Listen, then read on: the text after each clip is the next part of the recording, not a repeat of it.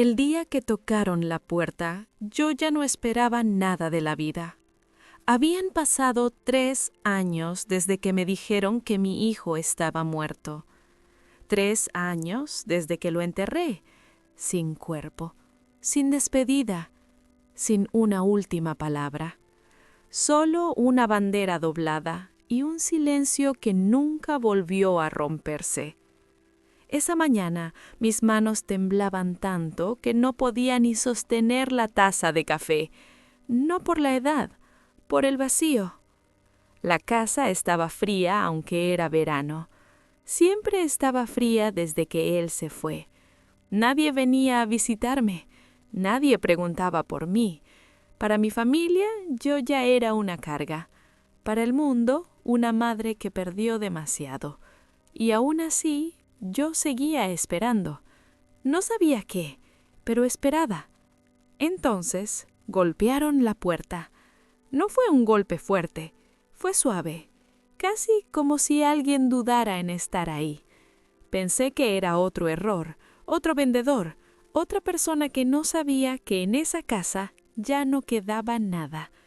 Caminé despacio, arrastrando los pies, como alguien que ya no tiene prisa por nada, y cuando abrí, el aire desapareció de mis pulmones, porque el hombre que estaba parado frente a mí tenía el mismo rostro que enterré hace 3 años, pero sus ojos no eran los mismos, y en ese instante entendí que perderlo una vez no había sido lo peor que me podía pasar.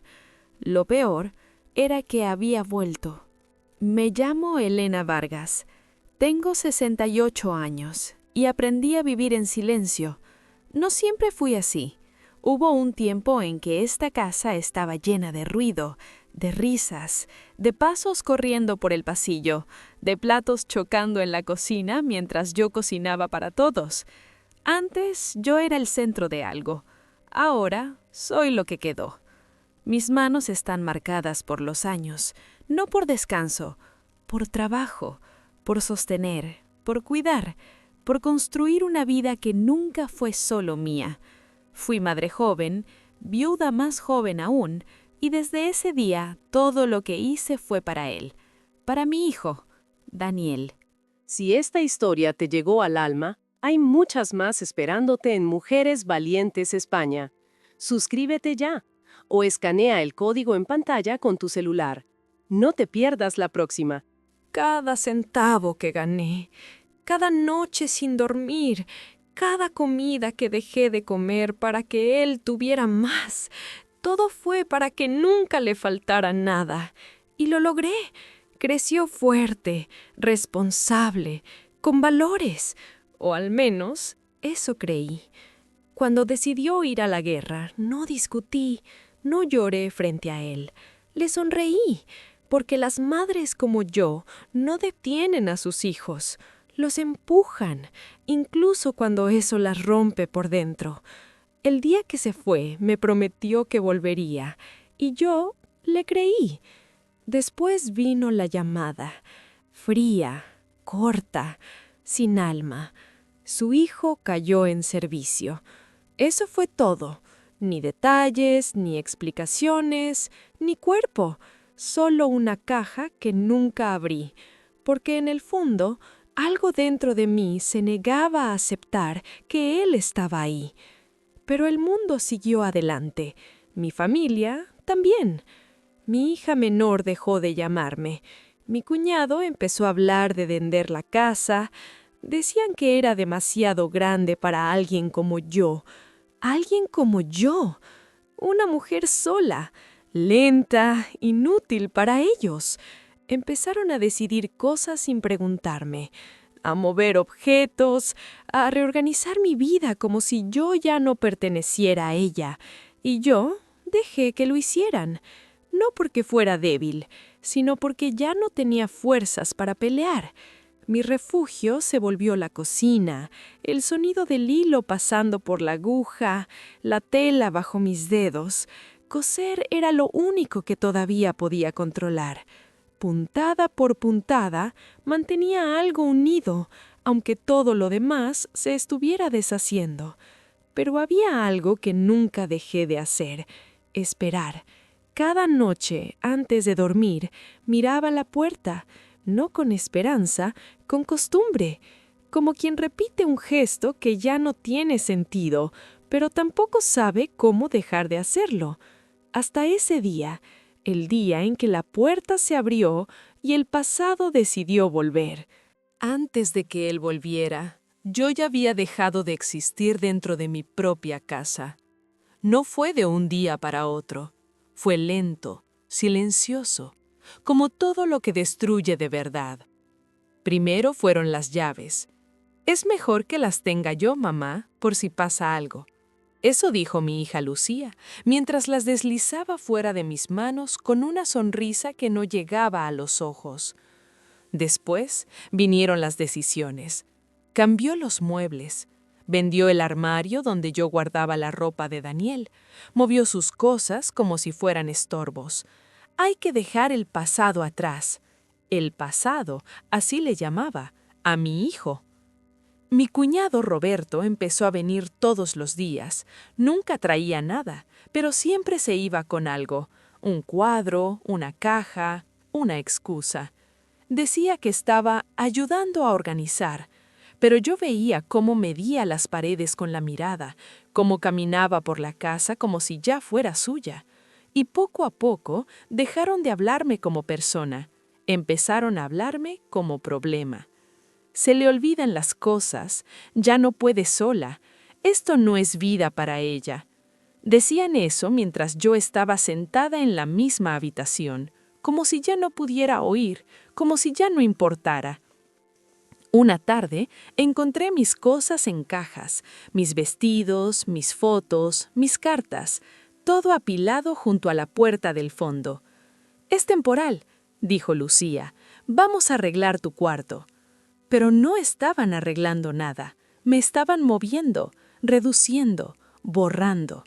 Mi nuevo cuarto era un espacio pequeño al lado de la lavandería, sin ventanas, con olor a humedad. Ahí pusieron mi cama, ahí dejaron mis cosas. Es más práctico. Práctico. Esa palabra dolía más que cualquier grito, porque no venía con rabia, venía con indiferencia. Y la indiferencia es peor. Una noche escuché algo desde el pasillo. No estaban hablando bajo. Ya no se molestaban en ocultarlo. Cuando vendamos la casa, todo se soluciona, pero hay que hacerlo antes de que ella cambie de idea. El abogado dijo que con un informe médico basta. Me quedé quieta, sentada en la oscuridad, con una aguja entre los dedos, clavándose en mi piel sin que me diera cuenta. No lloré, no hice ruido, solo escuché, cada palabra cayendo como una sentencia. No querían ayudarme, querían deshacerse de mí, y en ese momento entendí algo. No era una carga, era un obstáculo. Pero aún así, no dije nada, no me defendí, no discutí, seguí cosiendo, puntada tras puntada, como si no estuviera perdiendo mi vida, como si no estuvieran planeando quitármelo todo, porque ellos pensaban que yo ya no veía nada, que estaba cansada, que estaba rota, que era fácil de mover. Lo que no sabían es que yo llevaba mucho tiempo observando en silencio. Dicen que el sacrificio ennoblece, pero nadie habla de lo que cuesta cuando nadie lo recuerda. Yo no nací fuerte, me volví fuerte porque no tuve otra opción. Cuando mi esposo murió, Daniel tenía apenas 5 años y Lucía 3. No hubo tiempo para llorar. El mismo día que lo enterré, volví a casa y empecé a pensar cómo iba a darles de comer al día siguiente. Vendí mis joyas, las pocas que tenía, regalos de una vida que se terminó demasiado pronto. Después vendí mi descanso. Trabajaba de día limpiando casas y de noche cosiendo. Siempre cosiendo. Vestidos que otras mujeres usarían en fiestas a las que yo nunca iría. Uniformes para niños que tenían todo, mientras mis hijos aprendían a no pedir. Cada puntada era una promesa, una forma de mantenerlos a salvo. Daniel creció viendo eso. Nunca fue un niño caprichoso. Nunca exigió nada. A los 12 años ya me ayudaba. Cargaba cajas, arreglaba cosas en la casa. Y siempre decía lo mismo: «Cuando sea grande te voy a cuidar yo». Yo sonreía, porque las madres sabemos que eso no siempre pasa. pero quería creerle. Lucía era distinta, más sensible, más distante. Siempre sintió que Daniel ocupaba más espacio, más atención, más todo. Intenté equilibrar. Juro que lo intenté. Pero cuando tienes que sobrevivir, no siempre puedes ser justa. Y los niños recuerdan eso. Recuerdan cada momento en que sintieron que no eran suficientes. Años después, cuando Daniel decidió enlistarse, yo ya estaba cansada. No de él, de la vida. Pero no lo detuve, porque vi en sus ojos algo que no podía apagar. Orgullo, determinación, un deseo de ser más de lo que esta casa le había dado. El día que se fue, le cosí un pequeño parche dentro de su chaqueta. Un hilo rojo. Para que encuentres el camino de regreso, le dije. Era una tontería, un gesto de madre, pero él lo tomó en serio. Me abrazó fuerte, como cuando era niño, y por un segundo sentí que todo había valido la pena. Todo el cansancio, todo el sacrificio, todas las noches en vela, porque había criado a alguien bueno, alguien que no olvidaría de dónde venía. O al menos eso creí, porque cuando la vida te golpea de verdad, no siempre rompe lo que hiciste. A veces revela lo que nunca viste, y yo estaba a punto de descubrirlo. Ellos pensaban que yo estaba perdiendo la memoria, que no entendía lo que pasaba a mi alrededor, que era cuestión de tiempo para que firmara cualquier papel que me pusieran enfrente. Y yo dejé que lo creyeran, porque hay algo que aprendí con los años. La gente muestra quién es de verdad cuando cree que nadie la está mirando. Empecé a olvidar cosas, a propósito. Dejaba caer una taza, preguntaba lo mismo 2 veces, me quedaba en silencio cuando me hablaban, como si no entendiera. Lucía suspiraba, Roberto sonreía. Eso les daba confianza, eso los hacía descuidarse. Pero mientras ellos hablaban, yo escuchaba. Mientras ellos planeaban, yo recordaba cada palabra. Una noche, dejaron unos documentos sobre la mesa. No estaban escondidos, porque ya no se preocupaban por mí. Me acerqué despacio, como si no supiera lo que hacía, como si solo fuera una anciana confundida tocando papeles ajenos. Pero leí cada línea, cada detalle. Era una solicitud legal, declaración de incapacidad, mi nombre, mi casa, mis bienes. Todo listo para ser transferido. Y abajo, la firma del médico. Un hombre que yo nunca había visto. Un diagnóstico que nadie me había hecho. Todo falso, todo armado, todo perfectamente calculado. No reaccioné, no rompí nada, no grité. Doblé el papel exactamente como lo encontré y lo dejé en su lugar. Esa noche no cosí. Solo me senté en la oscuridad mirando mis manos. Esas manos que habían construido todo lo que ahora querían quitarme. Y por primera vez en mucho tiempo, no sentí tristeza. Sentí claridad. Ellos no estaban desesperados. Estaban organizados. No era un error. Era un plan. Y si ellos podían planear, yo también, porque había algo que nunca dejé de ser, aunque todos lo olvidaran. Una mujer que sobrevivió a todo. Y que aprendió a no perder sin pelear. Así que decidí algo. No iba a detenerlos. No todavía. Iba a dejarlos avanzar, a confiarse, a cruzar una línea de la que no pudieran volver. Porque cuando alguien te quiere destruir, no basta con defenderte. Tienes que esperar el momento exacto para que caigan solos. Y yo ya había empezado a contar los pasos. La prueba no llegó de golpe. Llegó como llegan las verdades que duelen de verdad, sin aviso, sin preparación. Una noche me desperté con sed. El pasillo estaba oscuro, pero la luz de la cocina estaba encendida. Caminé despacio, no por miedo, por costumbre. Y entonces los escuché. No bajé la cabeza, no retrocedí. Me quedé quieta antes de doblar la esquina. Ya hablé con el comprador. La voz de Roberto era baja, pero clara. ¿Y si ella sospecha?, preguntó Lucía. Él soltó una risa corta. ¿Sospechar? Si no recuerda ni lo que desayunó. Silencio. Después, el sonido de papeles. Con esto, en 2 semanas la casa es nuestra. Y cuando esté firmado, la llevamos al centro. El centro. No dijeron hospital, no dijeron cuidado. Dijeron centro, como si yo fuera un objeto que se guarda cuando ya no sirve. ¿Y Daniel? La voz de Lucía cambió apenas al decir su nombre. Daniel está muerto. Fría, rápida. Y si no lo está, no va a volver. Sentí algo en el pecho. No dolor, algo más frío, más profundo, como si una parte de mí se cerrara para siempre. Pero entonces, Roberto dijo algo que lo cambió todo. Además, aunque apareciera, no podría hacer nada.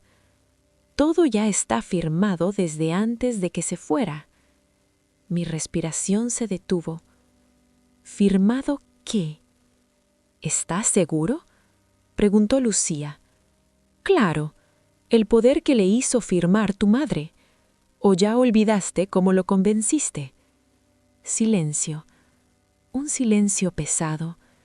Y luego, Lucía habló, bajito, casi irreconocible. Él confiaba en mí. No había culpa en su voz. Había incomodidad, como quien recuerda algo que preferiría no haber hecho, pero haría otra vez. Y por eso firmó, respondió Roberto, porque confiaba. Las palabras se quedaron flotando en el aire, y en ese instante todo encajó. No fue solo lo que estaban haciendo ahora. Esto venía de antes, mucho antes. Mi hijo no solo se había ido a la guerra, se había ido ya traicionado por su propia sangre. Di un paso atrás, en silencio, sin hacer ruido. Volví a mi cuarto, cerré la puerta y me senté en la cama con las manos inmóviles. Ya no había dudas, ya no había confusión, ya no había espacio para justificar nada. No era negligencia, no era desesperación, era traición, calculada, fría, completa. Y lo peor, no era lo que querían hacer conmigo, era lo que ya le habían hecho a él, a mi hijo, al que yo creí protegido, al que yo creí amado. Esa noche no lloré, no grité, no me quebré. Esa noche dejé de ser la mujer que esperaba y me convertí en la mujer que iba a actuar, porque ahora ya no estaba defendiendo una casa, ni un recuerdo, estaba defendiendo la verdad. Y la verdad iba a salir a la luz, aunque tuviera que romper todo para lograrlo. A la mañana siguiente hice café como siempre, la misma taza, el mismo movimiento lento, la misma espalda encorvada. Nada cambió por fuera, pero por dentro todo estaba en su lugar. Lucía pasó frente a mí sin mirarme. Roberto llegó unos minutos después, con su sonrisa de costumbre, esa que usaba cuando creía que todo estaba bajo control. ¿Dormiste bien?, preguntó él. Lo miré como si necesitara unos segundos para entender. Luego asentí. Una actuación perfecta, porque ahora sabía algo que ellos no sabían. Yo ya no estaba reaccionando, estaba calculando. Ese día no cosí, no porque no pudiera, porque no quería que mi negligencia fingida se vinculara a lo que sabía. Ya sería un error. sino porque necesitaba las manos libres para otra cosa. Esperé a que salieran, a que la casa volviera a quedar en silencio, y entonces caminé hacia el viejo armario que nunca tocaron. No porque no quisieran, sino porque pensaban que no valía nada. Ahí, detrás de telas viejas y cajas sin etiqueta, estaba lo único que ellos nunca consideraron importante: documentos, cartas, copias, años de papeles que yo guardé, no por desconfianza, por costumbre, porque las mujeres como yo aprendemos a guardar pruebas de la vida. Abrí una carpeta, luego otra y otra más. Todo estaba ahí: el testamento original de la casa, las escrituras, firmas, fechas, detalles que nadie se molestó en revisar porque asumieron que yo no sabría usarlos. Error, porque mientras ellos pensaban que yo solo sabía coser, yo llevaba años entendiendo cómo proteger lo poco que tenía. Y no estaba sola. Había una última cosa que nunca les conté. Un contacto, un nombre guardado durante años. El abogado que ayudó a mi esposo antes de morir. Nunca volví a buscarlo, hasta ese día. Tomé el teléfono. Mis dedos no temblaban. Marqué el número de memoria. Esperé. Una vez, dos, y entonces respondieron. No dije mucho. No hacía falta. Solo mi nombre fue suficiente. Hubo un silencio del otro lado, y luego pensé que nunca llamarías. Cerré los ojos por un segundo, porque en ese instante supe que no estaba improvisando. Estaba retomando algo que nunca debía haber soltado. Colgué, y por primera vez en años no miré la puerta esperando que alguien entrara. Miré la casa como si ya supiera exactamente lo que iba a pasar dentro de ella. Esa noche, cuando Lucía volvió, me encontró cosiendo, como siempre, puntada por puntada, silenciosa, inofensiva, invisible. Pero ahora, cada hilo que cruzaba la tela no estaba reparando nada. Estaba marcando el inicio de algo nuevo, algo que ellos no iban a ver venir. Porque subestimar a alguien siempre tiene un precio, y el de ellos estaba a punto de empezar a cobrarse. Un plan no necesita ser complicado, necesita ser preciso. Y yo ya sabía exactamente por dónde empezar. Paso 1. Confirmar todo. No podía actuar solo con lo que escuché. Necesitaba pruebas, reales, firmes, innegables. Así que hice lo que ellos nunca imaginaron. Dejé de ser invisible, en los lugares correctos. 2 días después, fingí una cita médica. Lucía ni siquiera preguntó detalles, solo asintió, aliviada de no tener que acompañarme. Perfecto. Pero no fui a ningún médico. Fui a ver al abogado, el mismo hombre que respondió mi llamada, más viejo, más lento, pero con la mirada intacta.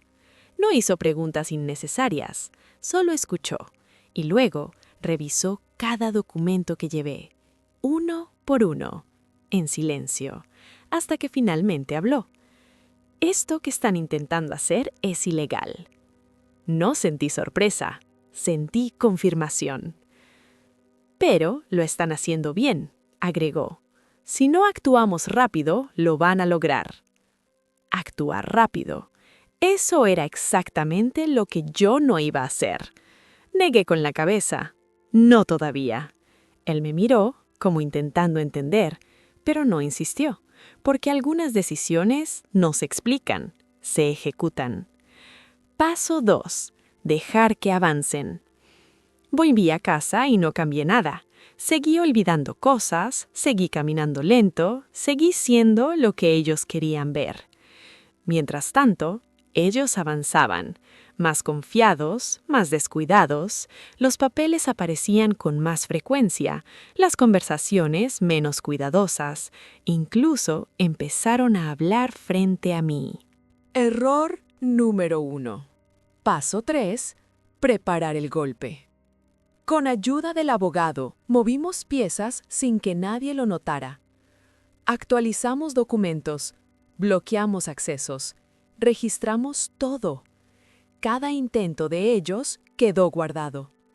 Cada firma falsa, cada movimiento sospechoso. No los detuve, los documenté. Porque cuando alguien cae, debe caer sin excusas. Paso 4. Elegir el momento. No podía ser cualquier día. Tenía que ser el día en que ellos pensaran que habían ganado. Y ese día llegó más rápido de lo que esperaba. Una tarde, Lucía entró con una sonrisa distinta. No falsa, real. «Tenemos que firmar unos papeles, mamá». Su voz era suave, casi amable, como si de pronto volviera a ser mi hija. Pero yo ya sabía. Sabía exactamente qué eran esos papeles. Y lo más importante, sabía que ella creía que yo no lo sabía. Levanté la mirada despacio, como si necesitara procesarlo, como si estuviera confundida. Luego asentí, sin resistencia, sin preguntas. Eso la tranquilizó. Eso confirmó todo lo que ella quería creer. Pero en ese instante, el plan ya estaba completo, porque mientras ellos pensaban que me estaban llevando al final, yo los estaba guiando directo al suyo. Y lo único que faltaba era dejar que firmaran su propia caída. El día de la firma empezó como cualquier otro. Silencioso, lento, inofensivo. Lucía preparó café. Roberto revisaba su teléfono, inquieto pero confiado. Había una energía distinta en la casa. No era tensión, era anticipación. Ellos creían que ese era el día en que todo se resolvería. Y tenían razón, solo que no de la forma que imaginaban. Me sentaron en la mesa. Los papeles ya estaban listos, ordenados, marcados, preparados para que yo solo hiciera lo que ellos esperaban: firmar. Roberto se inclinó un poco hacia mí. «Es solo un trámite, Elena, para ayudarte». Ayudar. Esa palabra otra vez. Asentí, despacio. Tomé el bolígrafo, mis manos, firmes, más firmes de lo que ellos esperaban.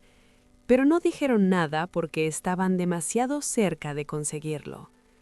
Firmé. Una hoja, luego otra y otra más.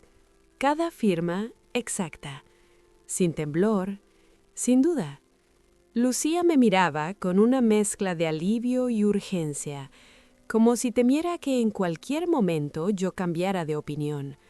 Pero no lo hice, porque ese era el plan: dejarlos avanzar hasta el último paso. Cuando terminé, dejé el bolígrafo sobre la mesa y levanté la mirada, por primera vez, directamente hacia ellos. Roberto fue el primero en reaccionar. Sonrió. Una sonrisa abierta, triunfante. «Perfecto», dijo. Lucía exhaló, como si hubiera estado conteniendo el aire durante semanas. Pero entonces algo empezó a cambiar. Primero fue su teléfono, el de Roberto. Sonó. Frunció el ceño, molesto por la interrupción. Contestó y su expresión se quebró. «¿Cómo que no?» Silencio. «Eso no es posible». Lucía lo miró, confundida. Luego su propio teléfono vibró. Un mensaje. Lo leyó, una vez, dos. Su rostro perdió color. «Roberto», susurró. Pero él ya no la estaba escuchando. «¿Bloqueadas? ¿Todas?» Colgó. Se quedó quieto, mirando la nada como si algo no encajara. Y no encajaba, porque en ese mismo instante, todo lo que habían intentado controlar dejaba de responderles. Las cuentas, los accesos, los registros, todo bloqueado, todo fuera de su alcance. Lucía dio un paso atrás. ¿Qué está pasando?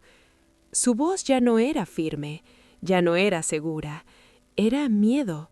Y entonces hablé. Después de tanto tiempo en silencio, mi voz sonó clara, tranquila, lo mismo que ustedes planearon. Ambos me miraron, de verdad, por primera vez en mucho tiempo. No como a una carga, no como a alguien débil, sino como algo que no entendían, algo que ya no podían controlar. Me levanté despacio, sin prisa, sin esfuerzo, y los miré como se mira algo que ya terminó, solo que mejor hecho. El silencio que siguió no fue de sorpresa, fue de caída, porque en ese momento empezaron a entender que no habían ganado nada, que nunca estuvieron cerca de ganar, y que todo lo que creían seguro acababa de desaparecer. Pero eso solo era el principio. El silencio se volvió pesado. Ya no era la calma de antes, era presión. Lucía fue la primera en romperlo. ¿Qué hiciste? Su voz salió más aguda de lo que esperaba, sin control, sin máscara. La miré, sin responder de inmediato, porque ahora el tiempo era mío. Lo que tenía que hacer, dije finalmente. Roberto dio un paso al frente, intentando recuperar algo de autoridad, pero ya era tarde. Esto no tiene sentido, soltó. Acabas de firmar todo. Negué, despacio. No. Una sola palabra, pero suficiente. Su expresión cambió.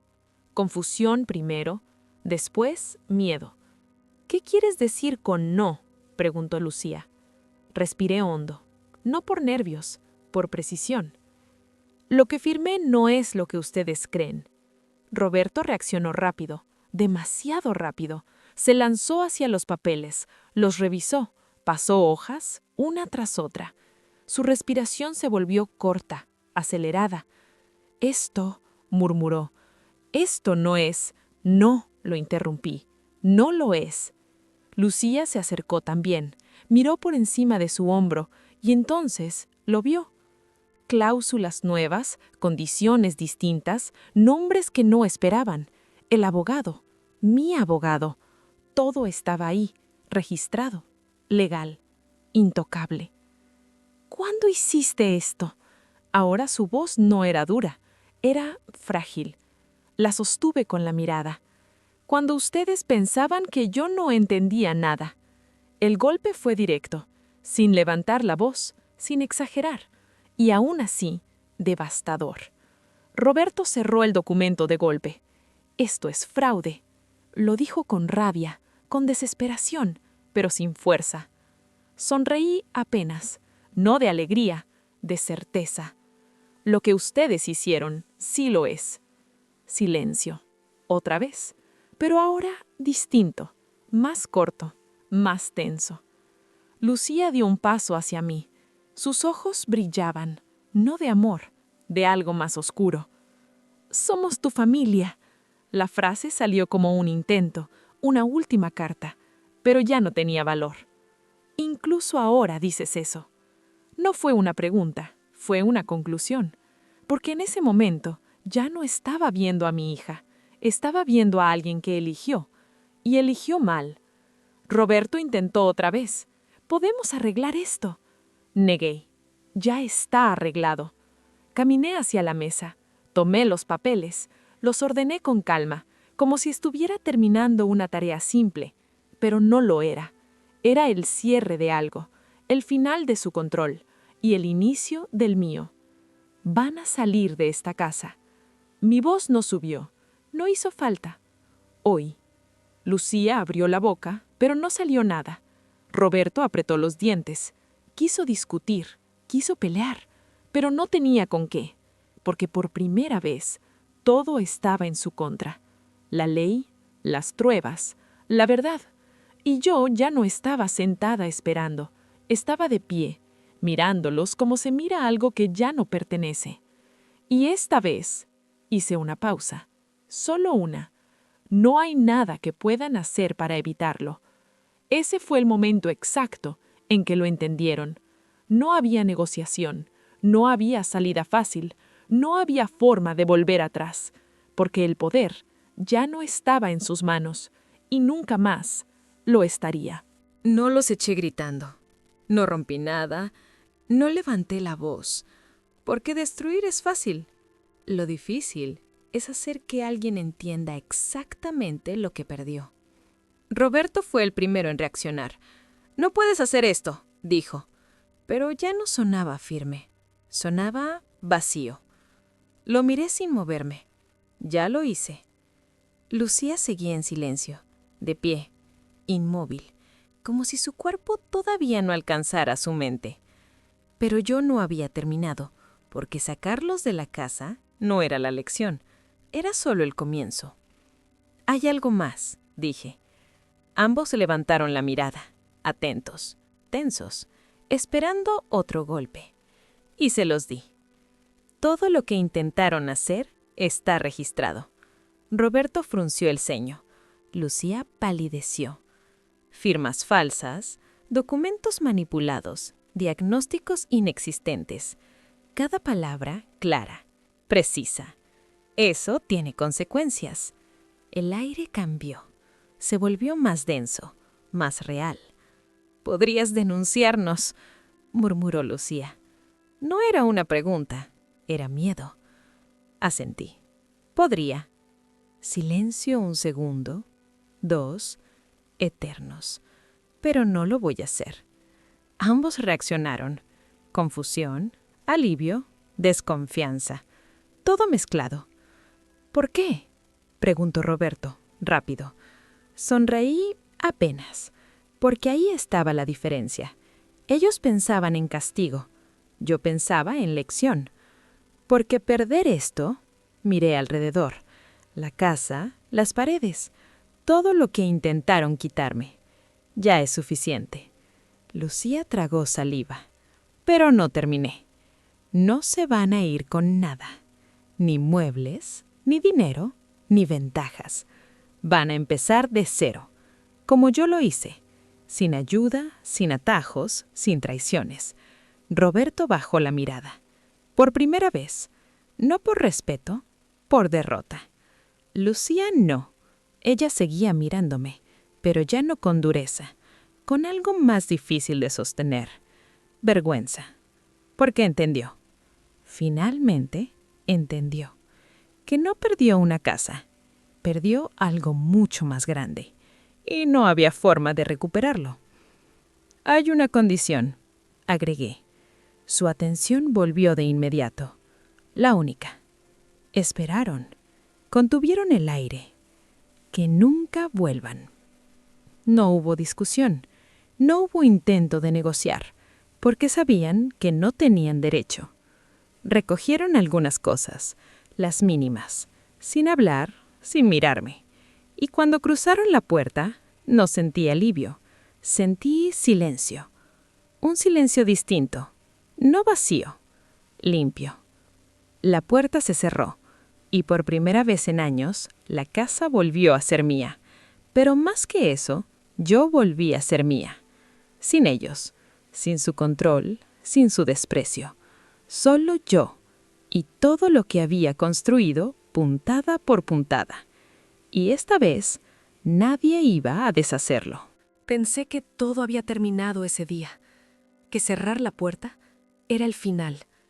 Pero no, era apenas el principio de la verdad, porque había algo que yo nunca dije, algo que guardé incluso cuando ya no tenía razones para callar. Esa misma noche, volví al armario, el mismo que ellos ignoraron, el mismo que pensaron que no valía nada. Aparté las telas, las cajas, y saqué una carpeta distinta, más antigua, más delgada, pero mucho más importante. Dentro no había papeles de la casa. Había algo más. Cartas. oficiales, selladas, nunca abiertas por ellos, pero sí por mí. Hace 3 años, el día que dijeron que mi hijo había muerto, abrí la primera.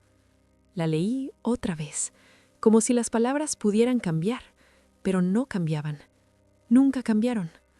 Operación clasificada. Identidad protegida. Retorno no confirmado. No decía muerto, nunca lo dijo, solo desaparecido.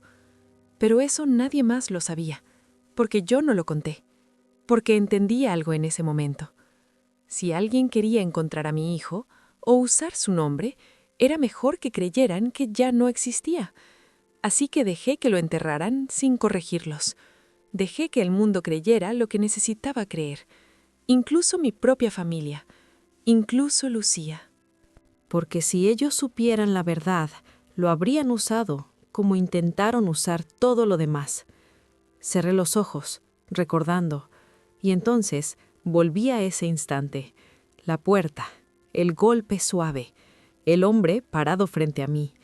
No fue una sorpresa total, no para mí, porque en el fondo yo nunca dejé de saber, nunca dejé de sentir que él estaba vivo.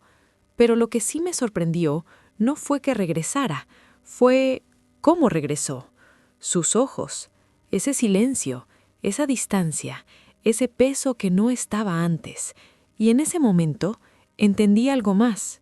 Mi hijo no volvió para recuperar su vida, volvió porque ya no tenía una. Y ahora, después de todo lo que pasó, después de lo que descubrí, después de lo que hice, la verdad completa estaba frente a mí. No solo protegí mi casa, no solo recuperé mi lugar, protegí algo mucho más grande, el nombre de mi hijo, su historia, su regreso. Porque mientras ellos planeaban quedarse con lo que era mío, yo estaba asegurando que nadie más, volviera a usarlo a él. Y esa fue la única victoria que realmente importó. La casa volvió a estar en silencio, pero no era el mismo silencio de antes. Ya no pesaba, ya no dolía. Era un silencio completo, como una herida que finalmente dejó de sangrar. Esa noche, él se quedó en la puerta de la cocina, observándome. No habló, no preguntó nada. Y yo tampoco, porque hay cosas que no necesitan palabras. Tomé la tela, la aguja, el hilo rojo, el mismo que cosí en su chaqueta antes de que se fuera. Mis manos se movían despacio, firmes, como siempre, pero esta vez no estaba reparando algo roto, estaba cerrando un ciclo. Él se acercó un poco más, sus pasos cuidadosos, como si no supiera si todavía pertenecía a ese lugar. Y tal vez no lo sabía, porque la guerra no solo cambia el cuerpo, cambia lo que queda dentro. Pero cuando se detuvo a mi lado, vi algo, pequeño, casi invisible. El borde de su chaqueta, gastada, vieja, pero intacta. Y ahí, entre la tela desgastada, seguía el hilo rojo, mi hilo. No lo dijo, no hizo falta. Lo había llevado todo ese tiempo, a través de todo, para encontrar el camino de regreso. Mis manos se detuvieron por un segundo, solo uno. Luego seguí, puntada por puntada, como siempre hice, como siempre haré, porque algunas cosas No se rompen, solo se estiran hasta que vuelven a su forma. Días después, la casa cambió, no en estructura, en presencia. Volví a abrir las ventanas, a mover los muebles, pero esta vez a mi manera. Saqué las cajas, recuperé las fotos, las volví a poner en su lugar, no para recordar el pasado, sino para reconocerlo. Él empezó a ayudar, en silencio, arreglando cosas pequeñas, caminando por la casa como quien aprende un idioma olvidado. No era el mismo, yo tampoco, pero estábamos ahí. Eso era suficiente. Una tarde planté algo en el jardín. No flores, no algo delicado, Un árbol, pequeño todavía, frágil, pero con raíces firmes. Él me miró, sin preguntar, y yo le dije, finalmente, esto no es para ahora. Se quedó en silencio, entendiendo. Es para lo que viene. Porque la vida no se trata solo de lo que perdemos, se trata de lo que decidimos reconstruir, con lo que queda, con lo que vuelve, con lo que resiste. Esa noche, antes de dormir, no miré la puerta. Por primera vez en años, no estaba esperando, porque ya no había ausencia, solo presencia, solo verdad, solo cierre. Y mientras apagaba la luz, pasé mis dedos por el hilo rojo que había dejado sobre la mesa. Ese hilo que empezó como una promesa, que sobrevivió al tiempo, a la guerra, a la traición, y que ahora ya no unía distancia, unía destino, porque algunas historias no terminan cuando todo se rompe, terminan cuando todo finalmente vuelve a su lugar. Y esta nunca fue una historia de pérdida, fue una historia de regreso. Lo que vivió esta familia no es tan diferente a lo que muchas personas enfrentan en silencio, puertas adentro, sin saber cómo salir. Existe un ebook en la descripción que puede ser el primer paso hacia algo diferente.